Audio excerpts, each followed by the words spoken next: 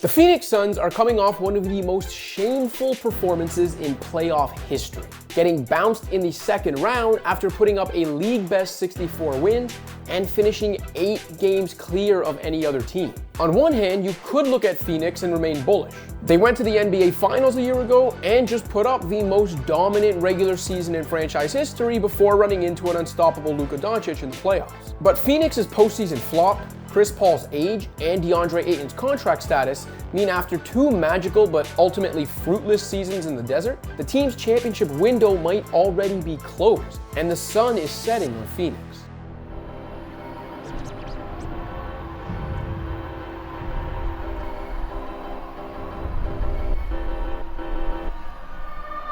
The potential end of Phoenix's time as a top contender begins with the star who kickstarted their renaissance 2 years ago, Chris Paul. The arrival of the point guard in 2020 gave the Suns the perfect backcourt.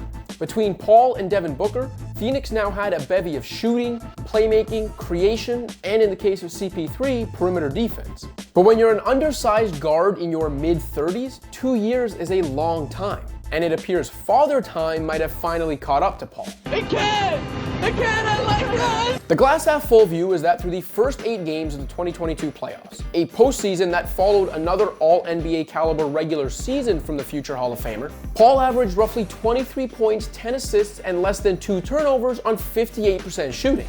A stretch that included a 14 for 14 game to close out the Pelicans in New Orleans. Through that optimist's lens, Paul's disastrous final 5 games of the playoffs can simply be chalked up to an apparent quad injury, and the Suns should have confidence CP3 will look like his usual self come next season.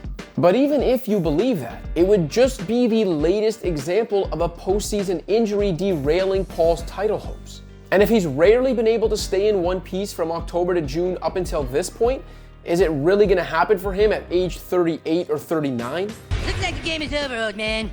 Ultimately, it was Paul's shaky play that allowed Dallas to expose the Suns in the playoffs. Doncic and company hunted a vulnerable Paul's once proud defense to great effect, while on the other end, it was easier for Dallas to scheme against Booker, with CP3 almost taking himself out of the picture. As great as Phoenix's top 5 offense looked all season, the truth is that after Paul and Booker, the only Suns rotation player who can create for himself is Cam Payne. And Payne's own limitations led to his minutes being taken by Landry Shamet as the playoffs wore on. By the end of their West semifinal loss to Dallas, it was Booker or nothing for the Suns, and the Mavs made sure it was nothing.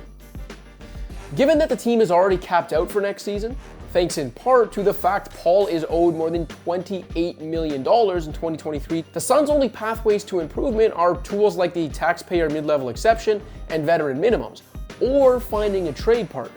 That's where Ayton comes in. The big man Phoenix took ahead of Doncic with the #1 overall pick in 2018 is set to hit restricted free agency this summer, after the Suns held off on committing max money to Ayton during his extension window in 2021. As a hyper-efficient interior big man and improving defender, Ayton had emerged as an integral component of a juggernaut Suns team, but everything came to a head against Dallas. Ayton couldn't punish the Mavs' smaller lineups like he had against diminutive opponents in the past, and he logged just 17 minutes in Phoenix's Game 7 dumpster fire, which included a reported confrontation between Ayton and Coach of the Year Monty Williams. From what our man Lil Wayne told me, he was sitting across, and I think he either heard it or could lip read. Monty got so upset with Ayton that he said, you frickin' quit on us. And that led to an exchange where each Monty and Ayton had to be restrained from going at each other. Yeah. Side note, Weezy versus Woj is the NBA insider battle we need. Ayton's frustration is understandable. After the Suns held off paying him what he wanted, the 23-year-old continued to go about his job as somewhat of a glorified role player on what looked like a great team. From Ayton's perspective, he sacrificed for the greater good only to be scapegoated when it all fell apart. Going into the season, Deandre Ayton, he did not feel valued by this Phoenix organization. From the Suns' perspective, they probably feel Ayton's performance against Dallas and the limitations in his game that series highlighted justified their decision not to max him out last summer. But these decisions are never black and white, and while it's easy to simply say Deandre Ayton isn't a max player, NBA teams can't operate in a vacuum. There are definitely teams out there willing to commit max money to Ayton, And though Phoenix may not think his on-court value is worth such a sizable sum, a capped-out team trying to compete for a championship also can't afford to lose a player like Ayton for nothing. So despite what you or the Suns may believe, the market will dictate that Deandre Ayton is a max player. Show me the money. The Suns will either have to pay the big man themselves and hope that between internal development and maybe Paul catching lightning in a bottle with his health next spring, they can still contend for a title as is. Or they'll have to find a sign-and-trade partner that helps Ayton get his money while Phoenix recruits players and potentially picks that help them reload for another run. But don't forget how much better the West should be next season after a rare down year for the conference. Kawhi Leonard's return gives the Clippers as good a shot as any team. The Nuggets are a bona fide contender with Jamal Murray and Michael Porter Jr. back on the court. Zion Williamson can turn an improved Pelicans team into at least a fringe contender. The Grizzlies and Timberwolves are coming. Doncic and the Mavs aren't going away anytime soon. And the Warriors should still be intact. Nothing will come easy for a Suns team at a crossroads.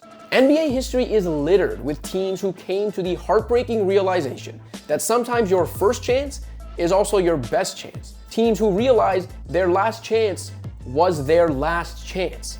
After an 11-year playoff drought, Phoenix had 2 really good kicks at the can the last 2 years, but came up empty. What are the chances they get a third? Thanks for watching.